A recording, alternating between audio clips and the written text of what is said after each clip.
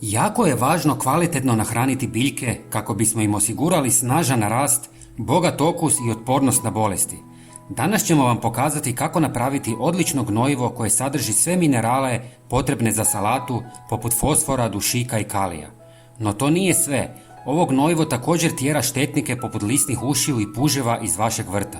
A najbolje od svega, pokazat ćemo vam gdje možete dobiti 2 sastojka potpuno besplatno u velikim količinama. Stoga svakako ostanite s nama do kraja videa.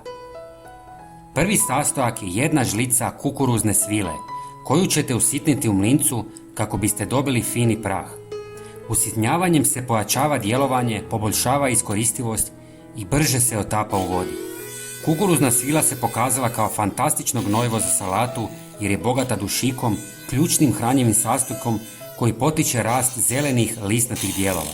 Također sadrži minerale poput kalija i magnezija koji dodatno potiču rast.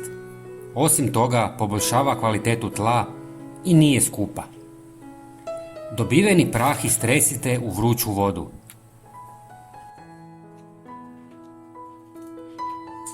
Zatim dodajte 1 žlicu taloga od kave. Mnogi vrtlari smatraju talog kave prirodnim i učinkovitim načinom poticanja rasta biljaka bez upotrebe kemikalija. Sadrži kalij, dušik, magnezij i fosfor te djeluje kao repelent za mnoge štetočine. Talog od kave možete dobiti besplatno u velikim količinama u kafićima i restoranima jer ga oni bacaju u smeće. Kao zadnji sastojak dodajte 1 žlicu drvenog pepela, bogatog mineralima uključujući kalij koji jača otpornost biljaka na bolesti i poboljšava okus.